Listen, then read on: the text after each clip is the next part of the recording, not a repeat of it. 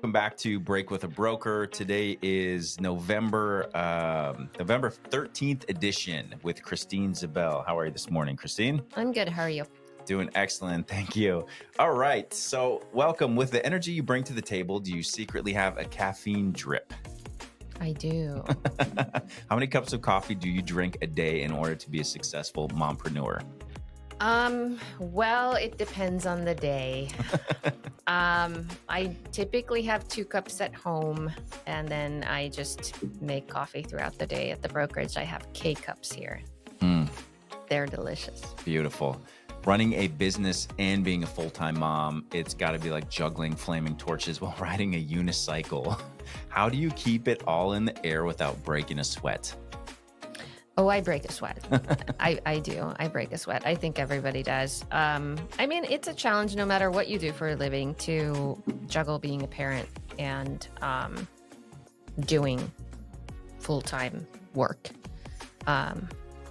It's just, you gotta compartmentalize, and then you have to just learn to multitask, I suppose, because there's no, I mean, a lot of people say that you can turn things off, and I'll tell you right now, if I call a realtor at 5:30 p.m. and it says I'll get back to you the next business day, I appreciate and respect that they're going to take that time in the evening to be with their family, but at the same time, a client is not going to wait around for them to get back to them. If it's something urgent, you got to respond. If it's something that can wait, you can at least acknowledge, hey, I got your message. I'll get back to you in the AM if it's not urgent, but just deciding to be unavailable categorically and having a standard message that says, by the way, you can never reach me after 5:30 p.m.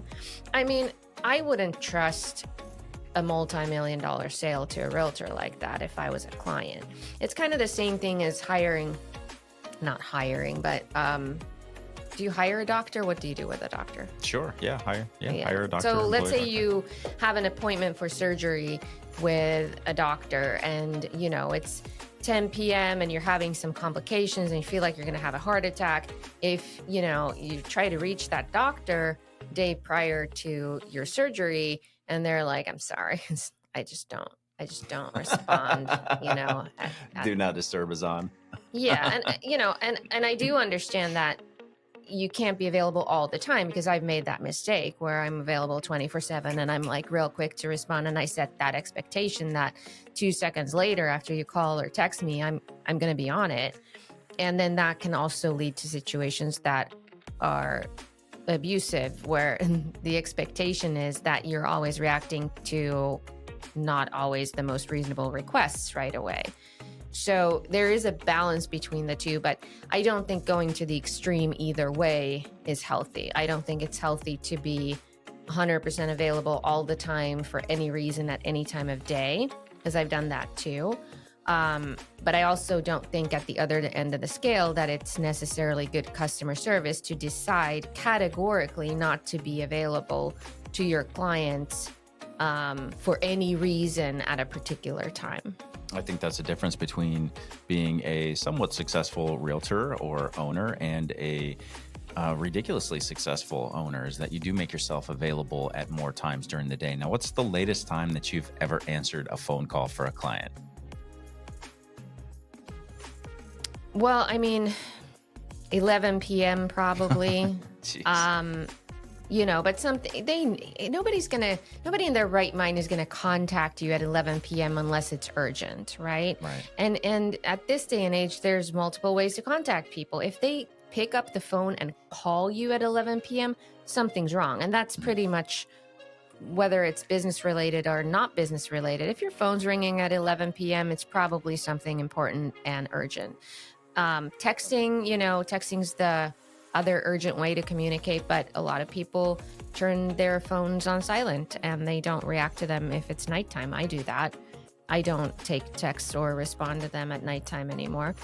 And then there's email. You know that the email will be responded to when somebody's reading their email. So it's the least intrusive way to contact somebody. But if you take days to respond to emails, or, you just don't get back to people, responsiveness is the number one thing that people look for in a realtor.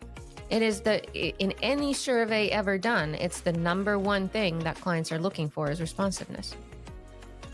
If you were to write a children's book about entrepreneurship, what would the title be and what life lessons would the main character learn? Oh gosh, way to spring that one on me. It would be called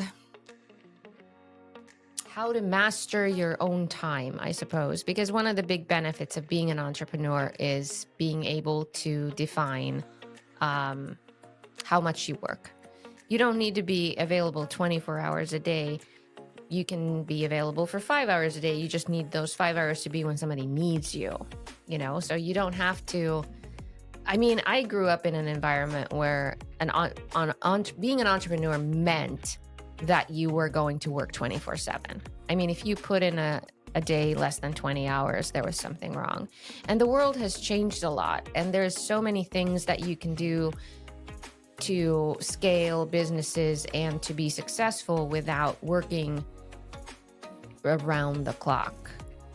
And so I would say if I wrote a children's book, it would be Master Your Own Time. And it would be about sleeping in on a Saturday and taking a bike ride, and yes, I bring my phone on my bike rides and I keep an eye on it. And if somebody calls me with something urgent, I'll address it. I'll stop my bike ride.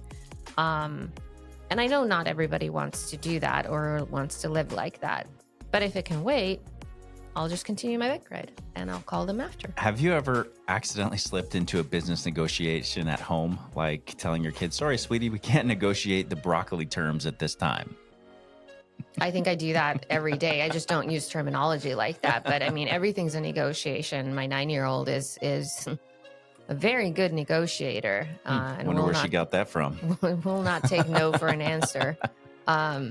So, she will want to renegotiate the terms of everything. And so that's just a part of our daily life. Okay, sounds good. Well, our 5 minutes is up. Thank you so much for joining me this week, and we'll see you again next week.